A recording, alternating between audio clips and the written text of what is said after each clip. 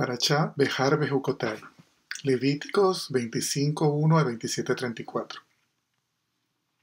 La Parashá Behar en la montaña hace referencia al monte Sinaí, el lugar en donde Dios entregó la Torá al pueblo de Israel. Nuestros sabios explican que el Creador escogió esta montaña por ser más pequeña que las demás, lo que alude a la humildad. Para recibir la Torá necesitamos ser humildes. A través del estudio de la Torá la persona puede anular su ego y aprender a ser humilde, porque al esforzarse en algo tan elevado no presta atención a las cosas más pequeñas e insignificantes. Cuando alguien está concentrado en algo que le resulta importante, se sumerge en eso y no presta atención a lo que ocurre a su alrededor. Por otro lado, hay que notar que Dios no escogió un valle o una planicie, sino una elevación para aludir a la autoestima que necesita la persona para enfrentar los retos y las dificultades. En esta parashá encontramos también la mención del año sabático, Shemitah, en el cual el agricultor está libre del trabajo del campo y su sustento en ese periodo deriva de la cosecha obtenida en el año sexto, que será duplicada.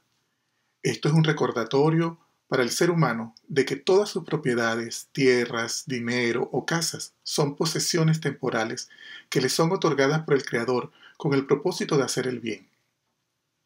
Perder de vista esta temporalidad es olvidar la omnipotencia de Dios y su intervención en todos los acontecimientos del mundo.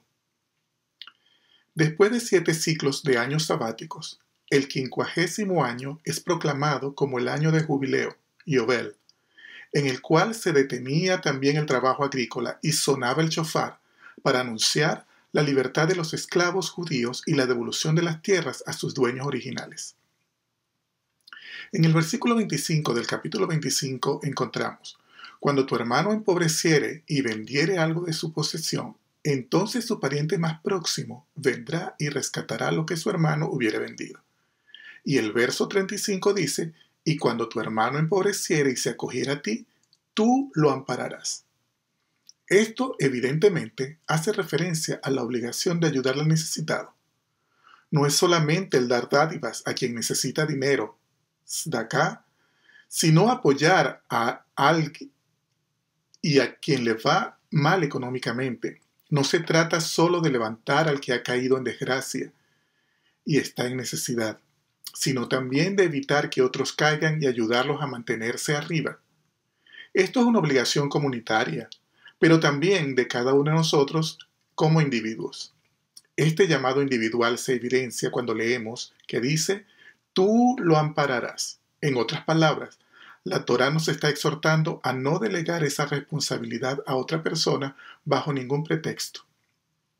Es nuestra responsabilidad velar por los que padecen necesidad para que esta persona pueda elevarse y seguir ejerciendo su rol en la vida. Es bueno contribuir en campañas de financiamiento, en colectas de fondos para propósitos humanitarios, pero envolverse de manera personal en la manutención de nuestros hermanos es algo aún más ético. Velar porque a ese necesitado no le falten recursos para crecer económicamente y no tenga que depender de nadie, tal como a nosotros mismos nos gustaría estar. El concepto de venta y compra que encontramos en la Torá, específicamente refiriéndonos a esta parashá, era que lo que el comprador compraba y lo que el vendedor vendía eran cosechas. Se calculaba el producto anual del campo y eso determinaba el precio. Generalmente la venta se efectuaba en caso de necesidad y el propietario original recuperaba su tierra gratuitamente en el año de jubileo.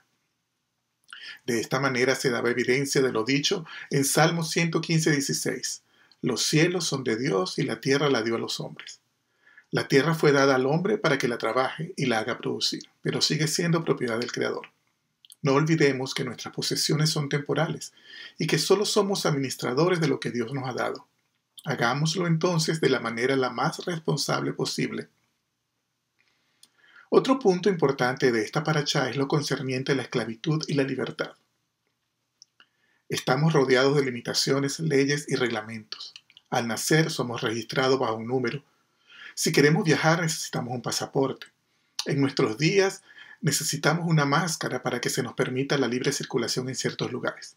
En fin, el hombre civilizado vive con la ilusión de ser libre, pero en realidad está atado a un sinfín de ligaduras. algunas impuestas por él mismo y otras impuestas por personas ajenas. La libertad es en realidad un tipo de esclavitud.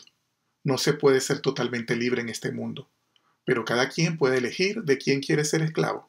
Se puede ser esclavo del dinero, del trabajo, de la sociedad, del qué dirán, de los medicamentos, del sistema, del medio ambiente, de la moda, etcétera, etcétera, etcétera. Pero la libertad auténtica se consigue cuando estamos ligados a lo ilimitado, a lo verdadero, a lo eterno, es decir, al creador del universo, pues es la única vía para trascender lo que se refiere a este mundo que vemos. Trabajar es una necesidad, mas no tenemos que entregarnos al trabajo. Las diversiones y paseos, claro que sí, pero no hay que desvivirse por ellos. Mejor hay que comer bien, sin hacer de la comida nuestra pasión, etc. Fuimos creados con un objetivo más significativo que cualquier fin material. Fuimos creados para la verdadera vida, la cual no está sujeta a nada ni depende de agentes externos. Una vida como la que nos invita a vivir el dueño de la vida. Esta es la vida que propone la Torá. En el capítulo 26 encontramos magníficas y hermosas bendiciones para los que guardan los preceptos que el Creador nos da. Estos preceptos comienzan con no ser idólatras y guardar el día de reposo. El verso 6 dice, y yo daré paz en la tierra, y dormiréis, y no habrá quien os espante. Y el 12 dice, y andaré entre vosotros, y yo seré vuestro Dios, y vosotros seréis mi pueblo. Aquí hay una relación entre prosperidad y paz. Sabemos que si no hay paz, la abundancia y la prosperidad no nos sirven para nada. La paz equivale a todo. Es curioso que en hebreo shalom, paz, y shlemut, integridad, tienen la misma raíz etimológica. Dios es el único que puede hacer y también garantizar que lo que dio permanezca en las manos del que lo recibió. En contraste de todo este shalom, entendido como paz integral, para los que guardan los estatutos dados por Dios, esta porción también nos advierte sobre el exilio, persecución y otros sufrimientos terribles que pueden ocurrir a los que abandonan el cumplimiento de los preceptos del Eterno. Es interesante ver que este castigo se presenta aquí en forma de un duro proceso que se produce por etapas, la una cada vez más difícil que la anterior. Se describen las consecuencias amargas de la falta del cumplimiento de las mitzvot. Sin embargo, de repente en el relato surge una esperanza, cuando dice en el versículo 42, entonces yo me acordaré de mi pacto con Jacob, y asimismo de mi pacto con Isaac, y también de mi pacto con Abraham. Nuestro Creador en su misericordia infinita nos dice en el verso 44, y aún con todo esto, estando ellos en tierra de sus enemigos, yo no los desecharé ni los abominaré para consumirlos, invalidando mi pacto con ellos, porque yo, Hashem, soy su Dios. La conexión entre la Parashá Behar y la Parashá Bejucotai, que por cierto comienzan y terminan con Behar, en la montaña, se encuentra entonces en la enseñanza de que todo pertenece al Creador de todo. La razón de la Shemitah es que dejando descansar la tierra un año después de 6 años de trabajo, nos acogemos a la provisión de Dios, reconociendo que la tierra le pertenece a Él y obedeciendo sus preceptos, seremos bendecidos con abundancia y Él nos dará la paz para aprovechar esa prosperidad. Shabbat Shalom.